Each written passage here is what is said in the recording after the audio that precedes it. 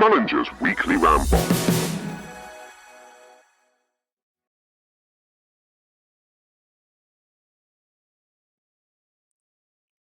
Hello, my friends. It is Wednesday, the 2nd of October, and it's, of course, time for the 28th episode of Mullinger's Weekly Ramble. And it is 6 a.m. So, yes, it is actually the day that this lands. I did get up about an hour ago. I was going to record it at 5 a.m. My wife got up to go to spin class just before 5 a.m. But then I didn't, because last week when I recorded the podcast nice and early, my dear British friend Tim Andrews messaged to say that I sounded tired, even though it was 6 o'clock in the morning and I had done a 2-hour gig the night before in a different city and taken a bus or coach home, which had kind of somewhat broken down in Sussex. We had to change buses, and anyway, so I sounded tired. So maybe I sound tired now, but I probably sounded more tired an hour ago. I'm a couple of coffees in. I have written a few hundred words of an article already this morning, an article I'm writing about my love of the Kingston Peninsula for a British travel magazine, the beautiful British print travel magazine. Obviously, it's also available in digital, but it's called, if you'd like to look it up, it's called JRNY. It's one of these just absolutely glorious, sumptuous,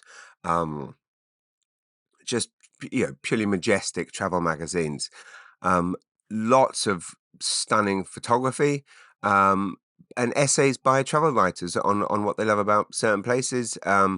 British produced, obviously globally distributed, and they came to me and asked me to pitch a list of places that I love.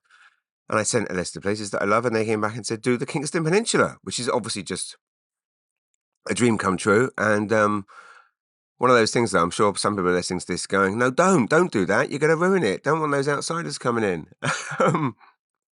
But I think we're safe. Anyway, it is very nice to be here.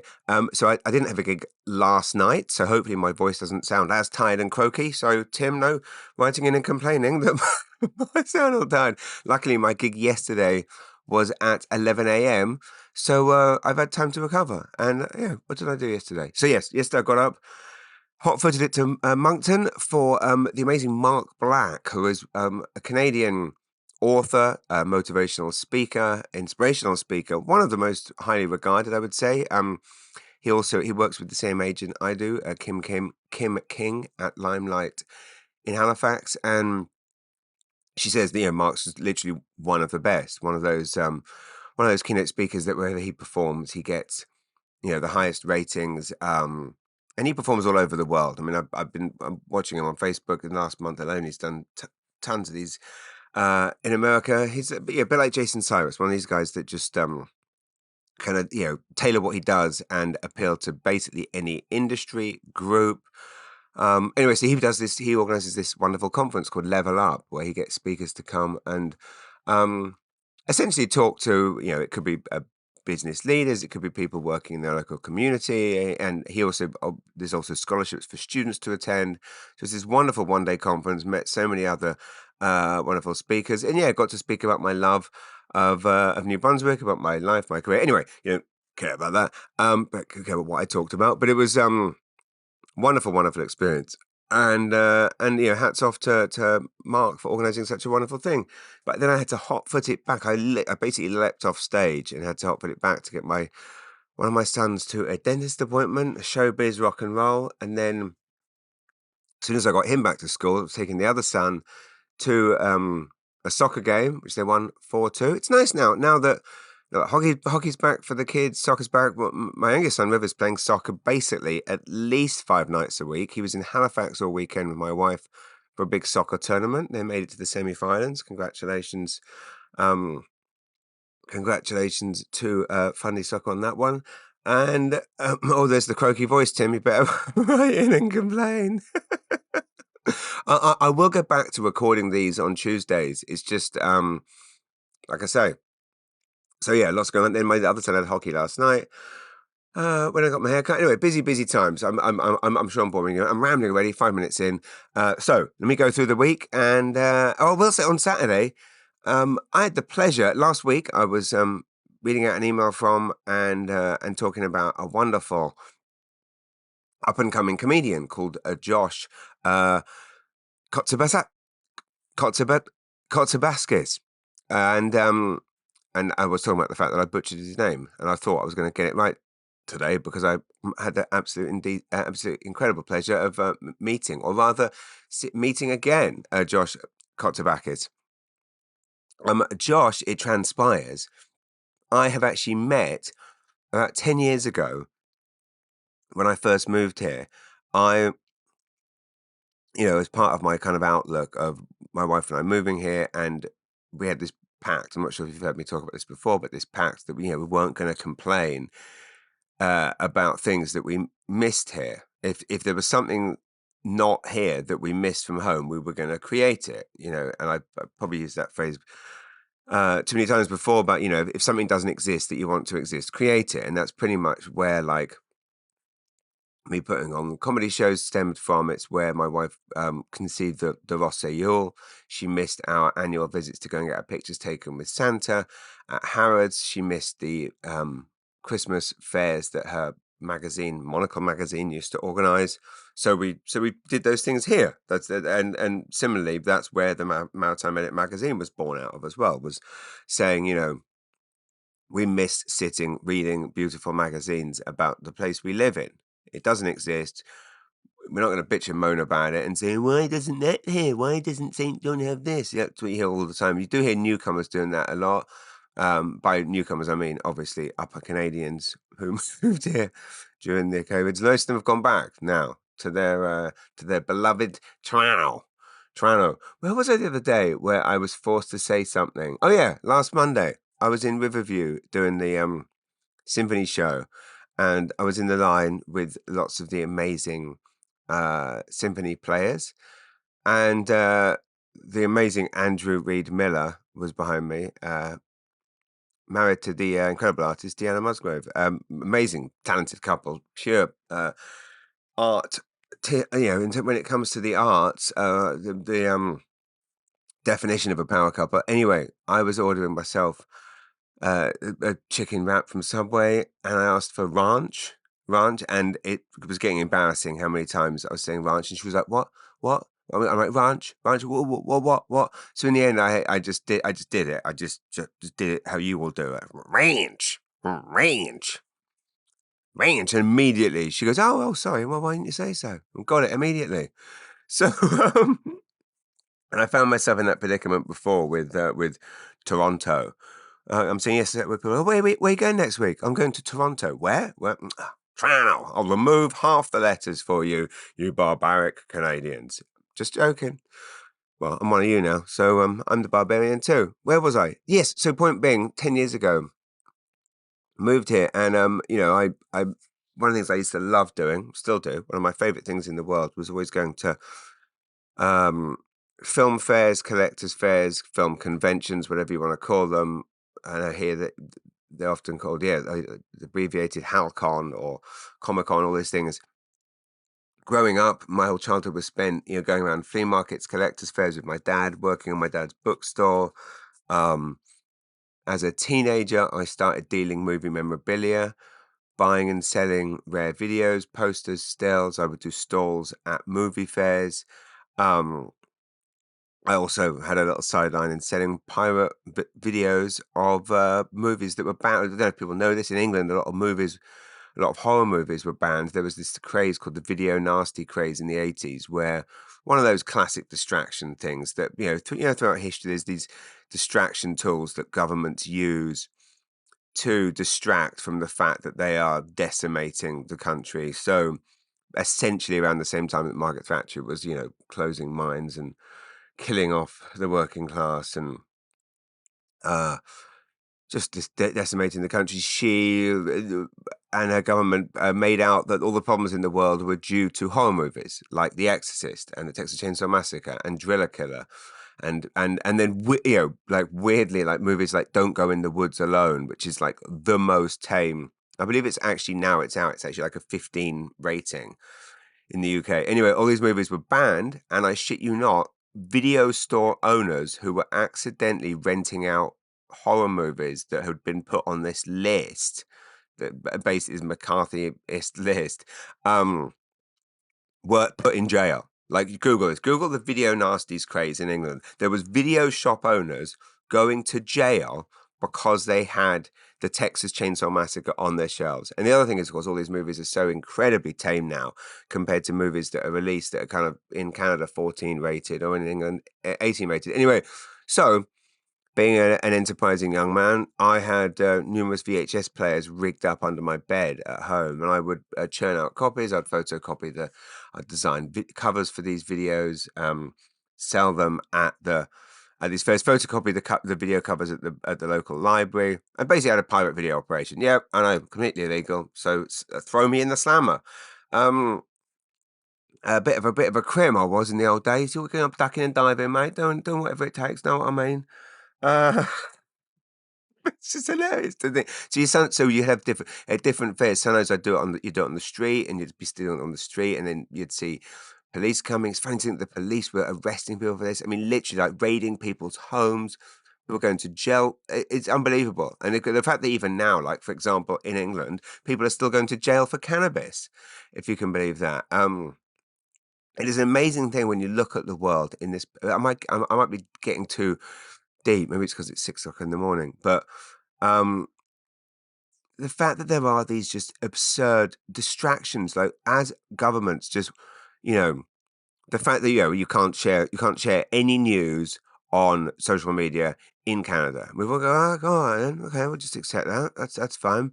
In England, people are going to jail for cannabis. Oh, okay, yeah. Well, if that's what they say, we'll just go along with it. Like it's the world is completely screwed, and of course, it's not going to get better if Trump becomes president, and indeed other people become. I mean, it's just like I despair that we created this system where this is the best we can do. Anyway, so the point being, in the 80s there was all this going on. How did I get onto this? Yes, the point is I missed these fairs. I used to They were where I felt very happy. My dad and I at a movie fair in a dusty basement of a nightclub, or in like in a convention hall around other collectors. The smell in there was not good, I will be honest. The smell in these big halls were, and we used to do these fairs, and I'd work all week, and then Saturday mornings get up while all my friends were kind of sleeping off hangovers. Oh, I will also admit to some more. Yeah, I guess this isn't crime, but when I worked at GQ, I would get sent a lot of suddenly all these movie kits, these movie press kits, movie stills that had spent the previous decade and a half collecting and buying. I was being sent them for free. So when I'd go to movie screenings, I'd be scooping up all the press brochures at the end. I'd be walking along the aisles of the cinemas at these movie screenings and picking up the brochures to sell. Other colleagues at GQ would be like, you've made it. You work for a magazine. You write film reviews for a massive global magazine. Isn't it a bit undignified to be crawling around on your hands and knees at the end, picking up? And it's like, well, no, because if this floor was covered in $5 bills or £2 coins, you'd be picking them up, and that's essentially what these are to me. Also, they're more than that because they're collector's items. I don't want to see these beautiful things ruined. Of course, now I'm sure film companies aren't making as many of these printed kits because everything's digital. But obviously, they're still making movie posters that they send to movie theaters, and these movie fairs. I mean, they are huge everywhere. Anyway, my point is there was a coin and collector's fair. I think that Steve Small from Funny Coins and Collectibles, now the Coin Cabinet, had something to do with it, and it was in a conference room at the Hojo in St. John. Actually, no, the Hojo that then became Canada's best value inn, that is now the Crown Plaza, remarkably. I haven't been in it. Look, it must be very nice now to get the Crown Plaza. So yeah, the Crown Plaza, which is where Canada's best value inn used to be, which is where the Hojo used to be. Which is where Talk of the Town used to be. Why isn't that reopened? That Talk of the Town restaurant up top with the best views of the city, where my wife had her St. John High School reunion party. Shane Ogden put on some shows there for chuckles or punchlines a few years ago. Blistering gigs, although very, very rowdy. I'm doing a gig there with Shane and Dr. Ansar Hassan, and Jesus Christ, it was like kicking off big time. Like closest I've kind of ever got into no, it wasn't. Closest I've ever got into fisticuffs with a heckler other than the Cellar Bar in Fredericton. So anyway, I decided to go to this collector's fair, even though I knew it wasn't a movie fair, and to sell like movie stills, movie collectibles. This is about 2014 here in St. John. Long story short, Josh Kotsavaskis reminded me of this via an email the other day that we met briefly years ago, around 2013 or 2014. It was 2014, Josh. I moved in February, so this would have been about April time, at a card show in a hotel. My father actually bought a Darth Vader action figure from you and gifted it to me for my birthday. About a year later, we started seeing you on posters around town. I still have Vader on display. Now, so Josh is now a very well-regarded comedian on the New Brunswick comedy scene. On Saturday, this Saturday just gone, after my Fredericton show on Friday night, I went to, there was a card show at the Quispamsis Lions Club. I know Quispamsis Lions Club sounds like a punchline to one of my jokes. It's not. It went to Quispamsis Lions Club. And Josh was, I was in the walking door, Josh comes over and says, hi. Turns out, yes, I remember his dad. His dad, Dino. Dino, which by the way is the youngest looking dad of a man. Well, I guess, and Josh has kids, so Dino's a grandfather. Dino literally looks like he's in his like 30s. It's crazy. Whatever you're doing to collecting, it's good for you. Being a collector, it's good for the soul, people. And actually, and Josh was telling me that the show that Clive Lucas organises, Bad Words for a Good Cause, which we were plugging on last week's podcast, sold out the night before, was a great show. They raised lots of money for charity and everyone had great gigs. So well done, Clive, and well done, everyone. Just received a text from Tyler Burns. Sorry, I shouldn't be reading my text right now. Your career success is an awful... So Tyler Burns is the writer and creator of the sitcom that I did a few months ago for the Trailer Park Boys streaming network, the one about comedians that we filmed in Halifax for over a week. He always texts me at like 11 at night saying, if my character in the show is called Barnaby, he's like, are you free this evening, Sir Barnaby? It's like 11 p.m.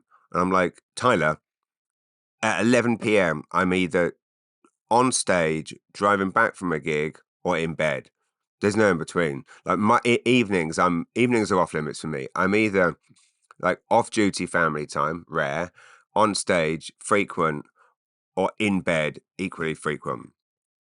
I'm around now.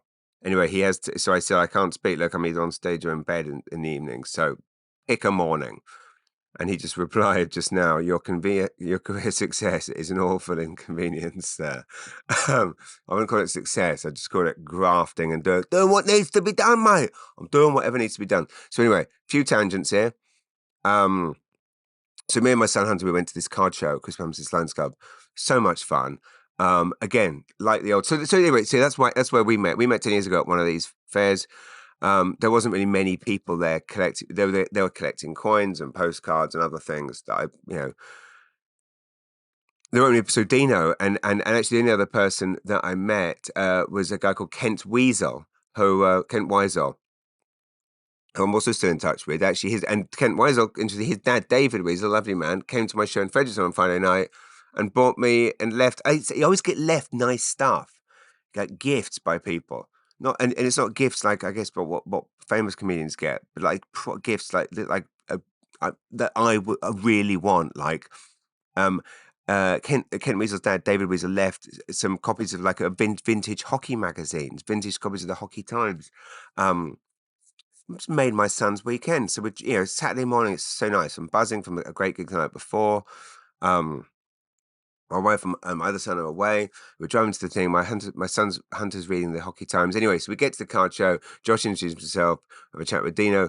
I bought some amazing cards there. Got stuff for my father-in-law for his signed Montreal Canadiens stuff. If you want to know more about the Quispamsis trading card, collect sports card show, message me. I'll send you the details.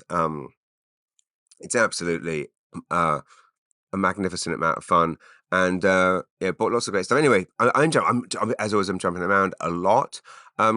I did get a message from someone yesterday, actually, someone from Frederickson's New Country 92.3, the radio station, telling me that Boys Town just won the 2024 Small Town Challenge.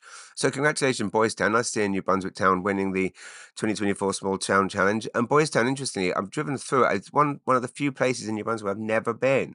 So let me add that to the list of places that I'd like to perform. If anyone is in Boys Town, I would like to. Okay, love to perform that. So I'm going to zip through the week. So since I spoke to you all last this time of week, oh, it literally was this time a week ago, 6:30 in the morning, this time a week ago. Mm. So I'm just going to drink some coffee.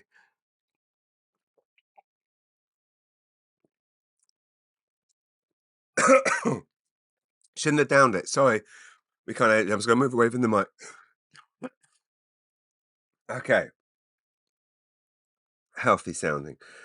Right. Yes. Since last week, what did I do? Oh yeah, well, I recorded this, and I'm amazingly, despite being in the middle of the busiest week of gigs ever, shot to the YMCA, swam 20 lengths, had a little workout, and then did the final symphony show at the Imperial last Wednesday. So much fun. And again, I think I'd maybe said this last week. I was so nervous about these symphony shows because it's a weird thing when you're doing it's somewhat not hijacking because you've been invited, but it's somewhat hijacking. The audience is primarily people that go to these symphony shows and love them. So it's like, how do I get the balance right between like making it funny, which is what they wanted, and making it different so that people that are coming because I'm doing it are satisfied, but equally not alienating and upsetting the symphony purists who are there. So I think we got the balance right, and I work very closely with Peter Samet and Danny Samet and Melanie Leonard, the maestra, to get it right. Whereby some of the pieces I was on stage for. I guess I can talk about the Pizzicato polka. We did a little skit where I think I'm conducting, and Melanie's actually conducting behind me, and I kind of increasingly conduct stupidly. That seemed to land very well. It was a lovely message that I received, basically saying that what was nice for some of the audiences, they noticed they could hear like lots of children laughing during that, and how in that moment these children were potentially being educated on the joys of both classical music and the comedy. So Penny Wolf posted this on Facebook. That lovely Penny Wolf, thank you Penny for this. That she could hear just children laughing all around, and how, in essence, these children were being taught in that moment the power of comedy and classical music, which is totally what we were setting out to do. And I had a lovely experience yesterday when I got back from Moncton. Before I picked up my son, I went into the Rosse post office and bumped into lovely Anne Barber, who is always a beacon of light. Um, she is my son River's dear schoolfriend Claire Fox's grandmother, and wonderful, wonderful woman who we became friendly. Well, we've been friendly for a while, but we became friendly at Grandparents' Day last year. She's very good friends with my other friend Anne Kitchen, and the two of them are very good friends with my wonderful mother-in-law Wilhelmina. Anyway, she said she was there last week, and again, you know, she goes to a lot of symphony shows, and so anyway, she thoroughly enjoyed it and said some lovely things. So I was bricking myself about this whole thing, getting it right. And but as Anna pointed out, she was like, "You must have done a lot of research," and it was a lovely thing to say because I did genuinely. I was working on that script for about 6 months. Like I knew what the pieces were. I wanted to find facts and info about the pieces that maybe no one knew, write funny bits about them. I didn't want to be on stage too much. We kind of agreed that I wouldn't be on stage for more than 25 minutes. The show's an hour and a half. Music should be like an hour and five. I should be on stage. So anyway, I think we got the balance right, and it was just so much fun being on the road with these artists, seeing how what a well-oiled machine it is. So that was Wednesday night. It was nice to kind of end it with a hometown gig here in St. John at the Imperial, obviously a stage that I'm very, very comfortable on. And then I went home and I was buzzing and I couldn't sleep. So we watched the end of that movie Gifted with Chris Evans. Chris Evans, the superhero geezer. I once heard a story about him from a friend who used to work with a glamour model in England. A glamour model is kind of like a page 3 girl. You probably don't know what that is. Like, not they're not porn stars, but they're kind of Well, I guess they're porn stars that don't have other sex on camera. They might, in some cases, they do it. They will do it for money off camera, as I think might have been the case. No, it wasn't the case in this instance. Anyway, Chris Evans has a penchant for something.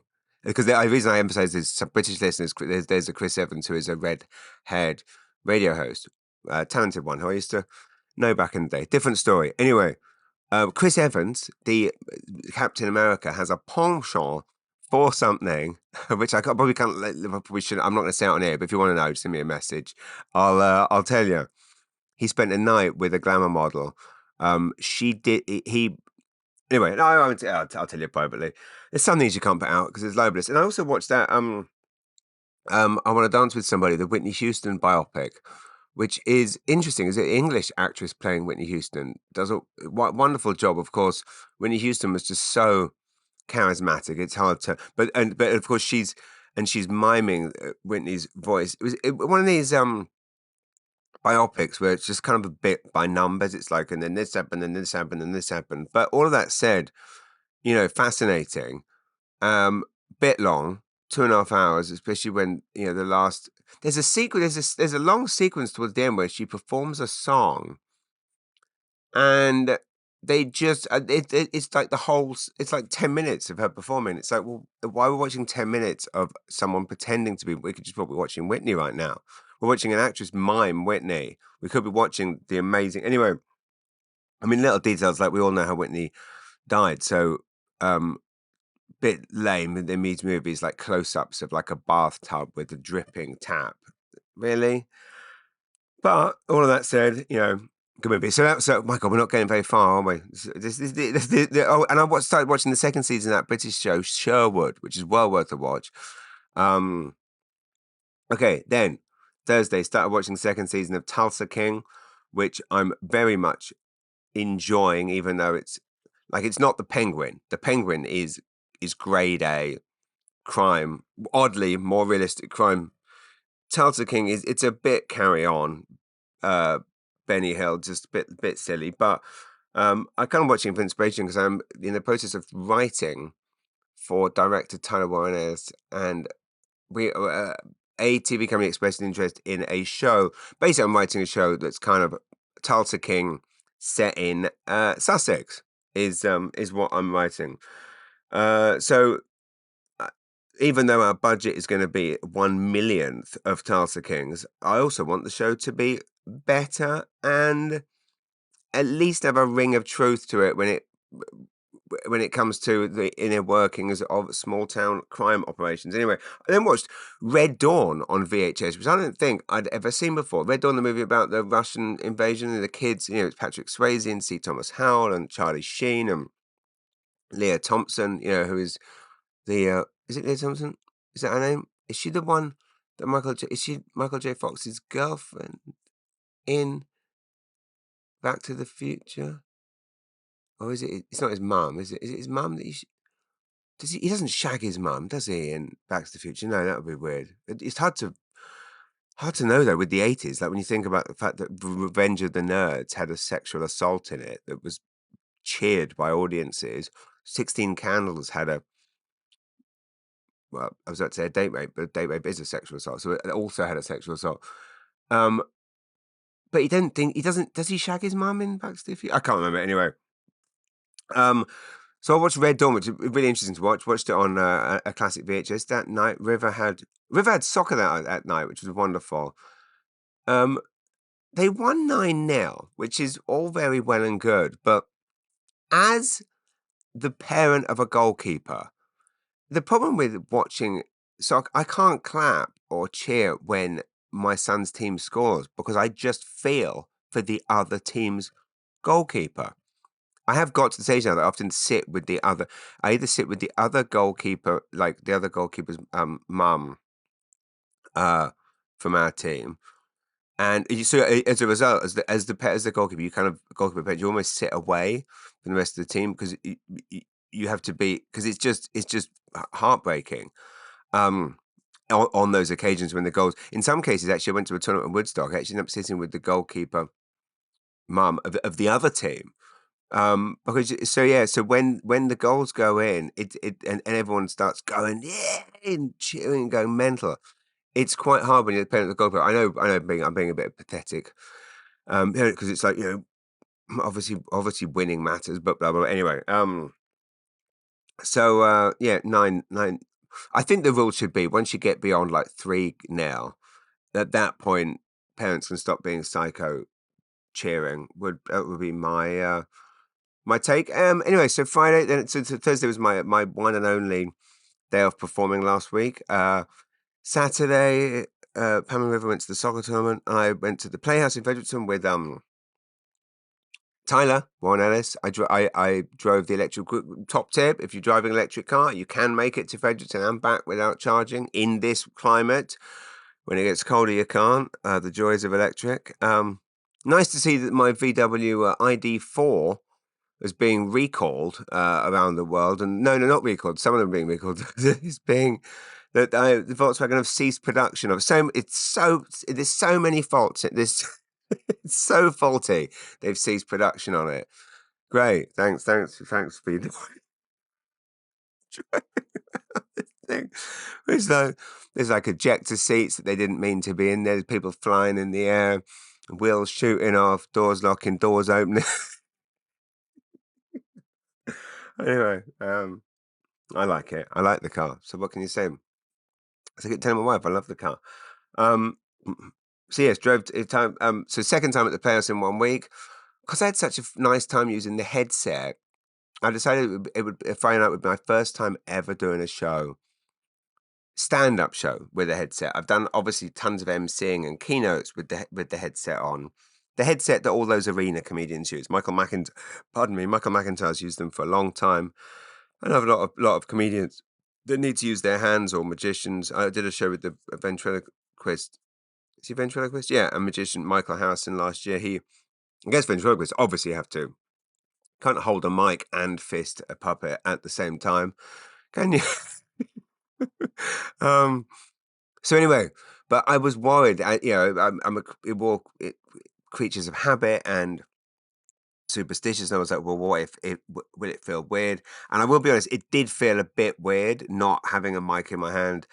I will say Tyler said that the sound was maybe not quite as clear, but then a few people messaged me saying that they could hear me way better, maybe because the mic stays in the same place on my cheek, so the levels are better. And obviously, as I raise my voice or lower, obviously the mixing desk are um they're kind of adjusting levels as the show goes on.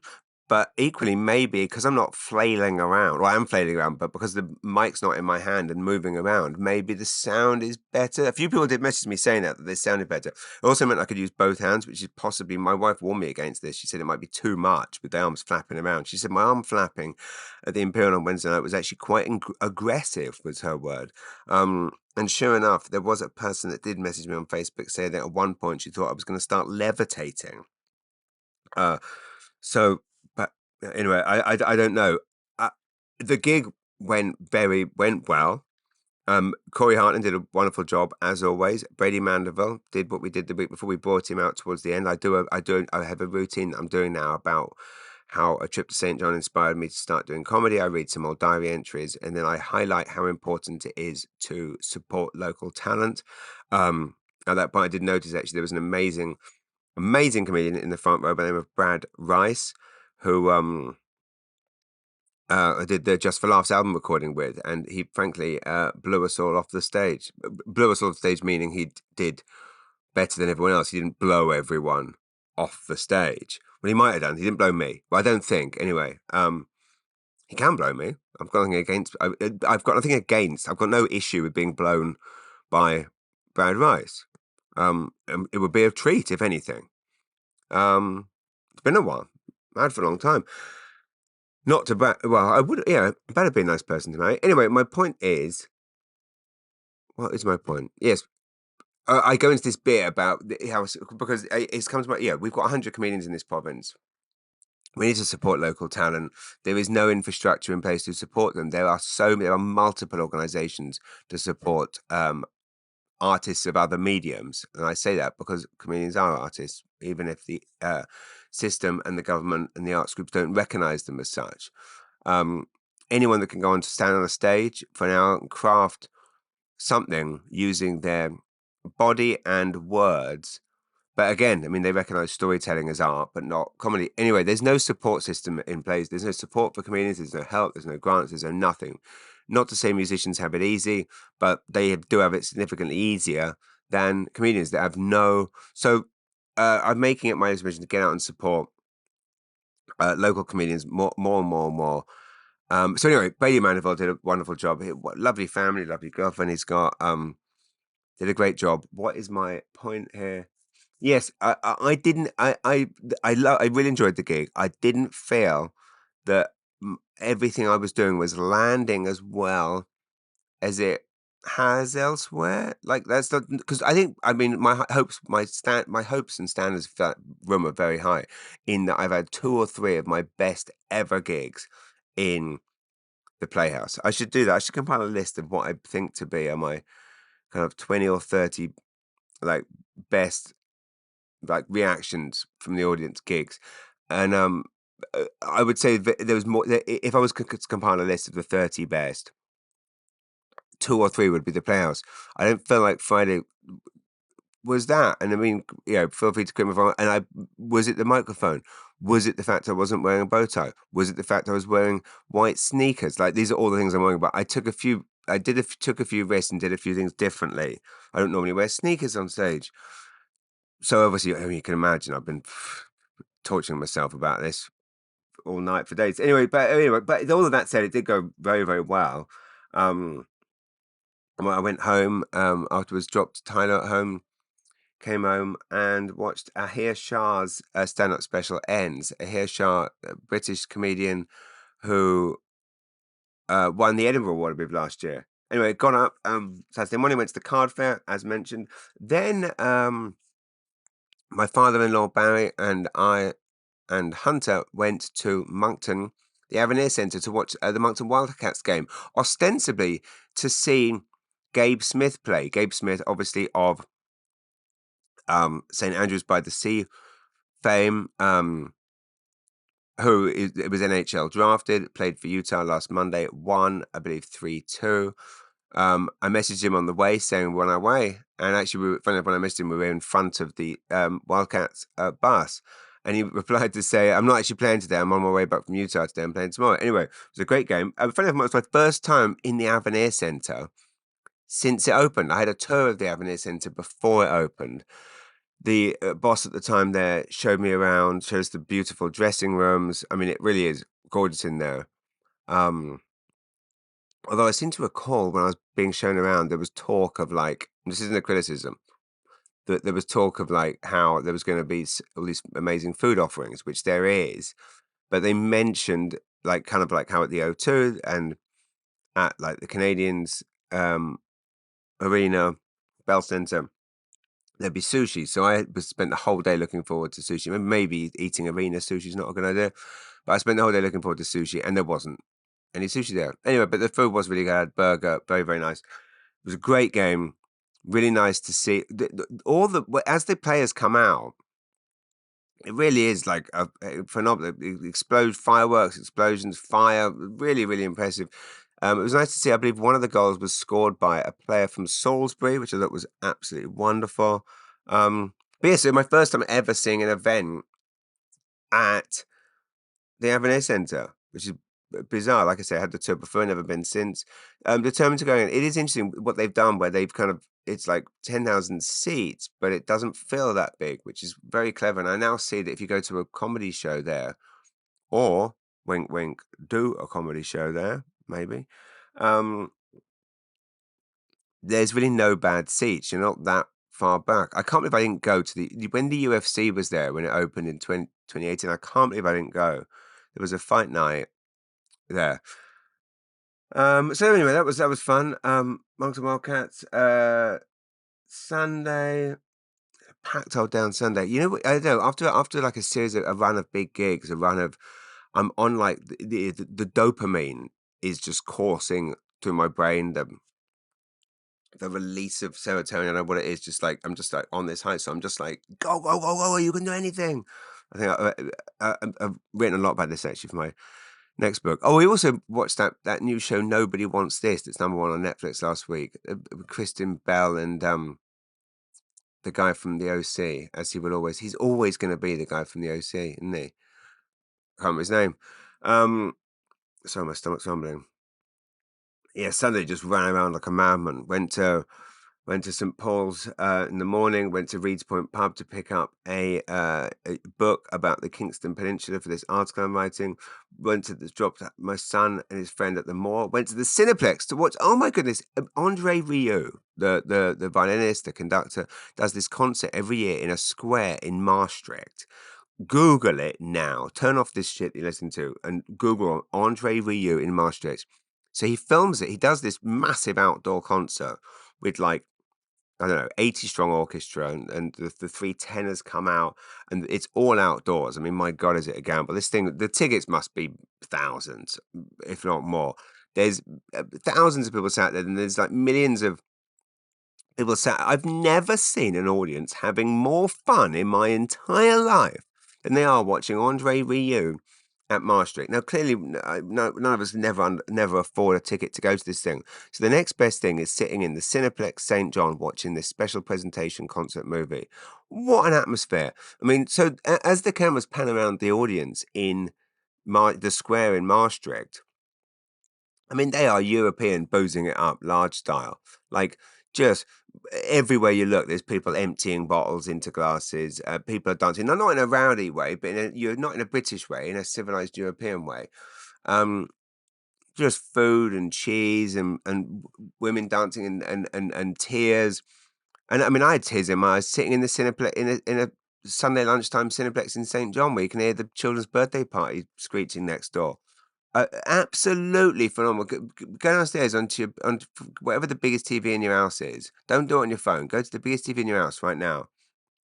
Bang in Andre Rieu. I don't know what it's called. It's on my Instagram feed. Let me see what the concert's called. Um, it's called Summon, obviously. Power of Love. It's March 2024 Maastricht concert. Tickets are on sale. I now see for his 2025 Maastricht concerts. I mean, what a dream it'd be to go. But it's clearly crippling expensive.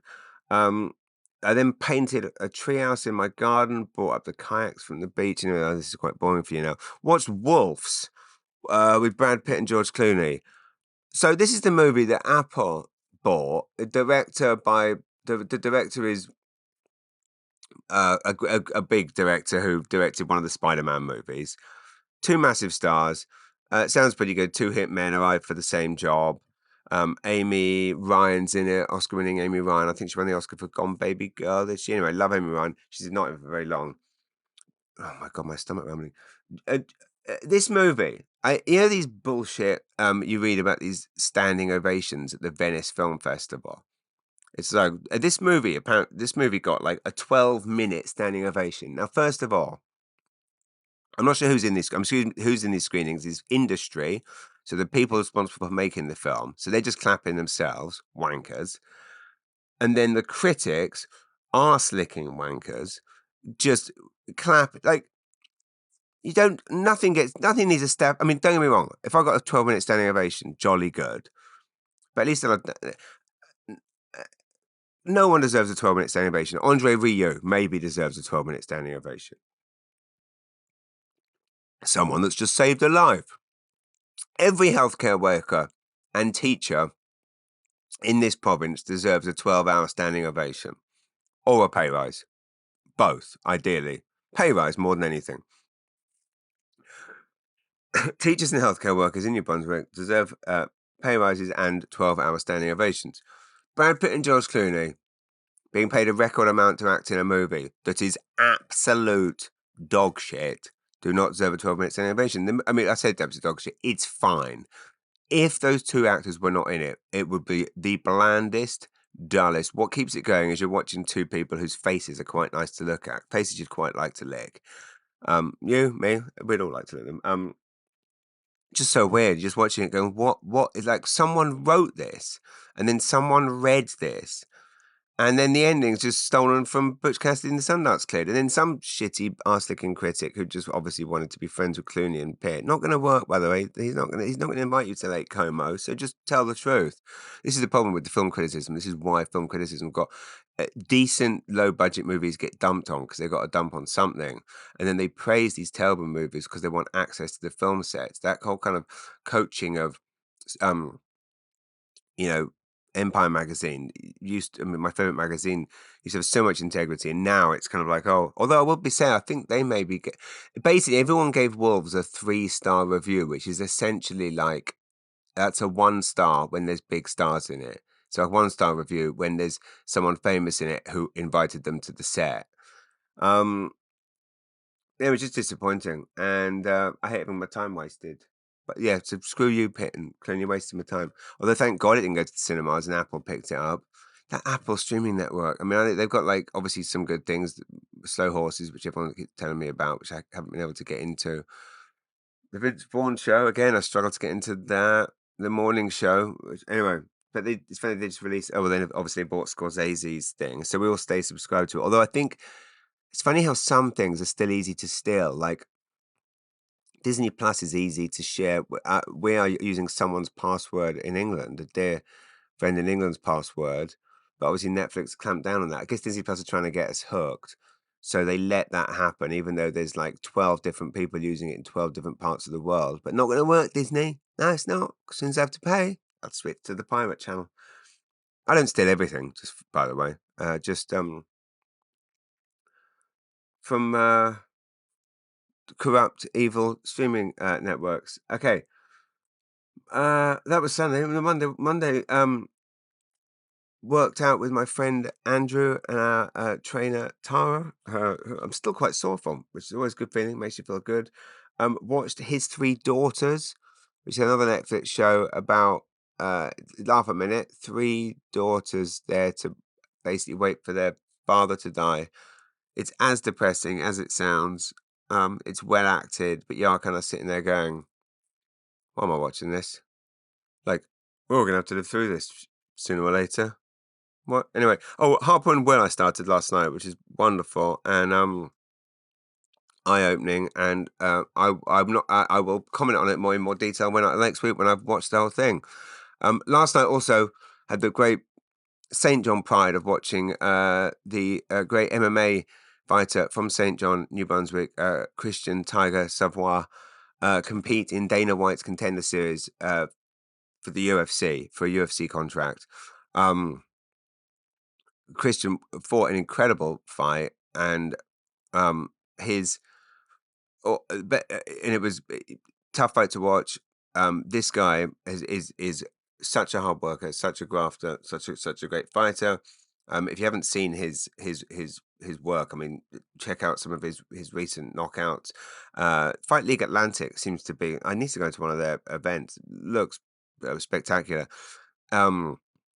But yes, last night Christian Pride of St. John was there representing New Brunswick. I think probably the first New Brunswick fighter ever to appear in a UFC event like this, fighting right in front of Dana White. There was there was possibly some knocks to the back of the head, but by his opponent, which is an illegal move. It's only not illegal. I think I saw Chris Peters post this, who knows a lot about obviously contact sports. That it's not illegal to hit the back of the head if you move your head. Anyway, grey areas there. There was talk online last night of some illegal moves by his opponent, but the point being is Christian fought an incredible fight. Also, he did not tap out. I think watching what he went through, I've seen Conor McGregor tap out sooner from a situation like that. So, just want to say, hats off, kudos to Christian Tiger Savoy.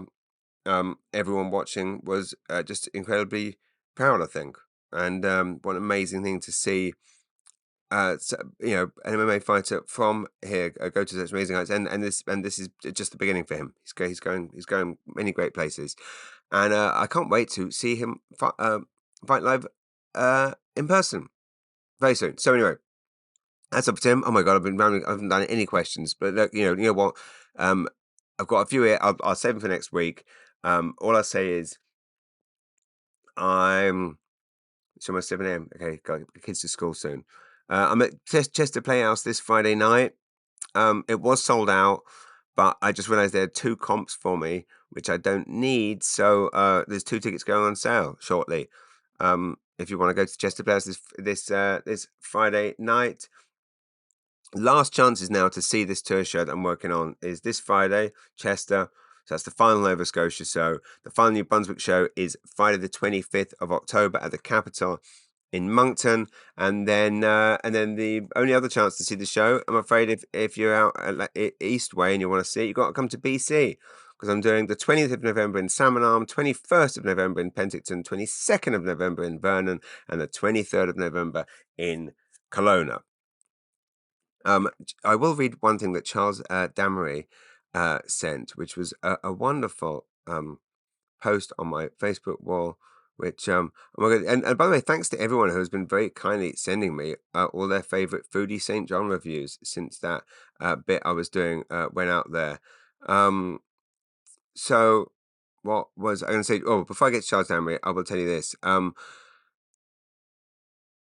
the hell was I going to say? I'm losing it. Well, I covered everything, I think. I will point out we're doing another fundraiser at the Punchlines Comedy Club for Romero House on the 2nd of November. There will be actually two shows back to back, so we can raise max amount of funds for that. I can't find Charles's post. Maybe I'll read it next week. It was a lovely, lovely post that he said about. This is really interesting for you guys, waiting for me while I scroll through. Do you do this terrible thing where you just screenshot tons of shit? Every time you see something, oh, here we go. Charles Damery. This was under a video. Oh, I will say this. It's interesting, the Reels thing.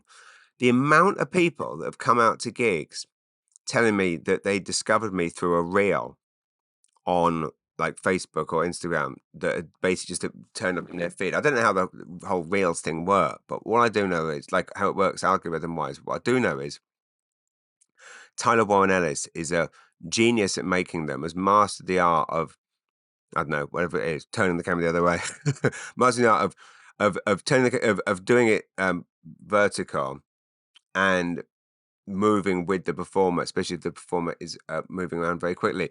So and these, anyways, it was interesting. Just after the show on Fredericton Friday night, went to the merch table. Tons of people saying, "Oh, wait, I hadn't heard of you before, but saw you on a reel." Charles Emery said, "I joined the Canadian military in 1974 to see the world. I lived across Canada and in Europe, but guess what? Everyone has this. But guess what? Everyone has the same problems, and there is no place like home. I came back here to New Brunswick after 21 years, and have been back for 29 years now.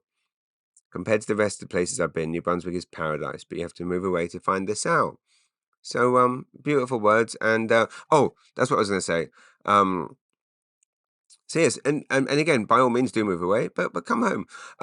Tickets went on sale this week for my big St. John, my big St. John Theatre show of next year will actually be at the Dennis Knibb Auditorium at St. John High, which is the biggest theatre in St. John. It's where I did my first few shows here, and I just love it in there. So much history, and I love being in a room surrounded with people who have all graduated from there. Anyway, beautiful place, Dennis Knibb Auditorium, St. John High. The show is on Saturday, the 25th or 6th or something of November.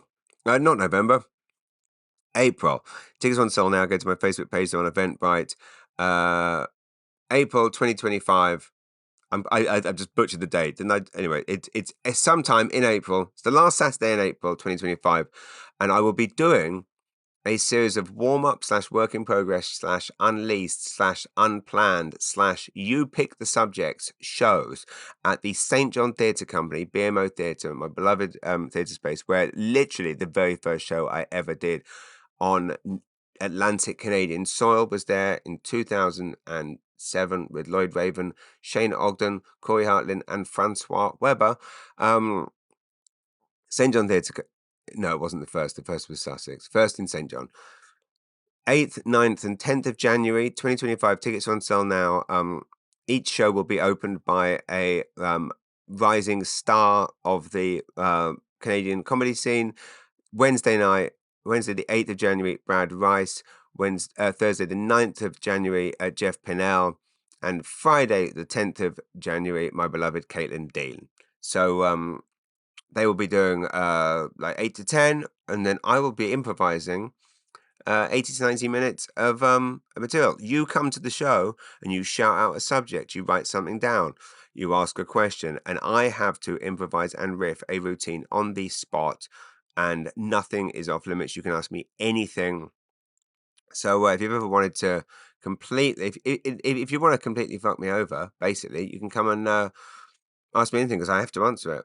And it's going to be an audience full of people that hate me. That would be funny. But then they would have had to buy a ticket to be there. So joke would be on them. Anyway, come. And if you've ever thought to yourself, James Martin should do a joke about XYZ, come and write it down on the piece of paper or shout it out or email me in advance and I will on the spot improv it. That's it. Okay, that's the podcast.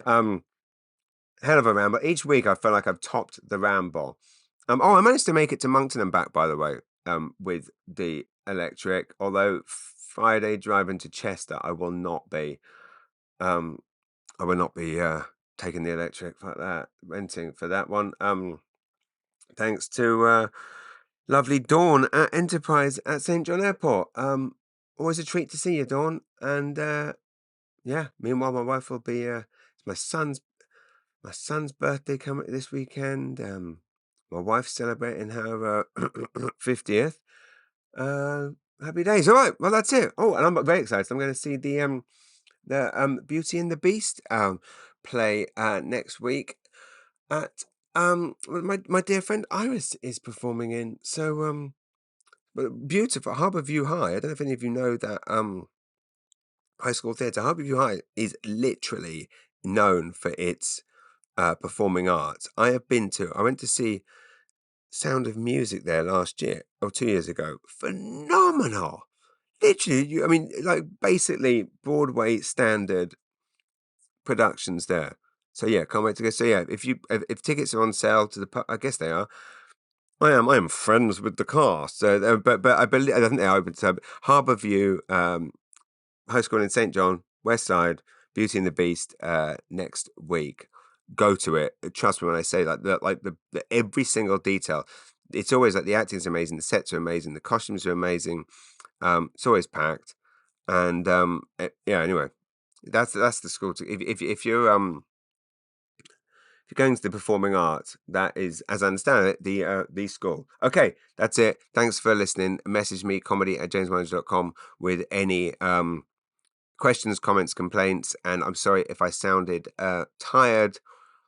If you are finding my croaky voice too distracting, I will go back to recording this during the day rather than at 6 o'clock in the morning. 7 now. So there you go. Middle of the day, isn't it? Okay, love you guys. Take care. Bye. Manager's Weekly Ramble.